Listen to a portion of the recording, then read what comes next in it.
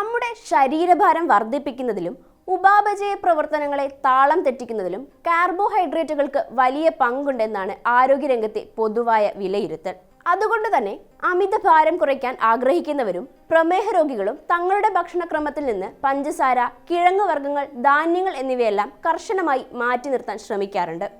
എന്നാൽ വെളുത്ത പഞ്ചസാരയെക്കാളും ബ്രെഡിനേക്കാളും മാരകമായ മറ്റൊരു കാർബോഹൈഡ്രേറ്റ് നമ്മുടെ നിത്യജീവിതത്തിന്റെ ഭാഗമായി മാറിയിട്ടുണ്ട്.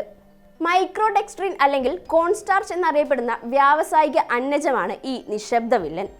ചോളം, ഉരുളക്കിഴങ്ങ്, ഗോതമ്പ് തുടങ്ങിയ സസ്യങ്ങളിൽ നിന്ന് രാസപ്രക്രിയയിലൂടെ വേർതിരിച്ചെടുക്കുന്ന സംസ്കരിച്ച ഒരു കാർബോഹൈഡ്രേറ്റ് ആണ് ഇൻഡസ്ട്രിയൽ സ്റ്റാർച്ച്.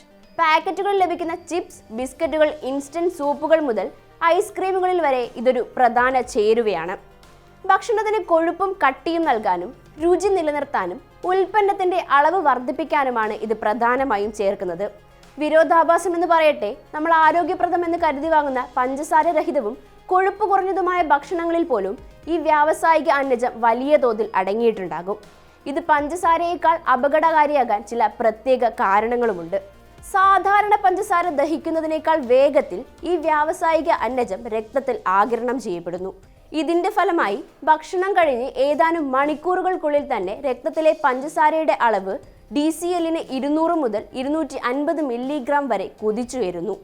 രക്തത്തിലെ ഗ്ലൂക്കോസ് നിലയിലുണ്ടാകുന്ന ഇത്തരത്തിലുള്ള അപ്രതീക്ഷിത വർധനവ് പാൻക്രിയാസിനെ അമിതമായി ജോലി ചെയ്യിപ്പിക്കുകയും കാലക്രമേണ ശരീരത്തിൽ ഇൻസുലിൻ പ്രതിരോധം സൃഷ്ടിക്കുകയും ചെയ്യുന്നു.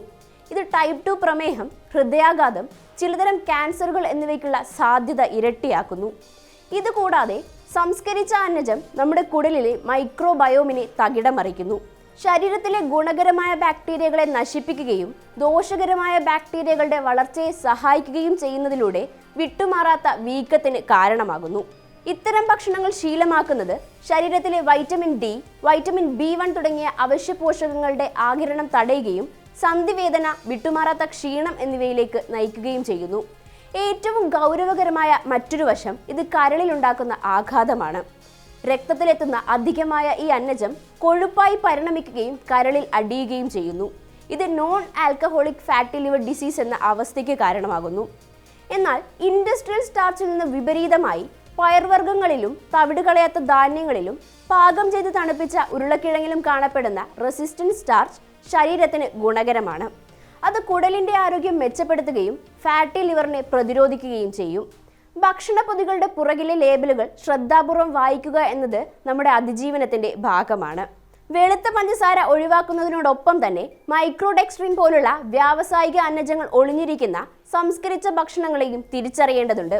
പ്രകൃതിദത്തമായ ഭക്ഷണ രീതിയിലേക്ക് മടങ്ങുന്നതും സംസ്കരിച്ച പാക്കറ്റ് ഭക്ഷണങ്ങൾ പരിമിതപ്പെടുത്തുന്നതും മാത്രമേ ആധുനിക കാലഘട്ടത്തിലെ ഇത്തരം ജീവിതശൈലി രോഗങ്ങളിൽ നിന്ന് നമ്മെ സംരക്ഷിക്കുകയുള്ളൂ.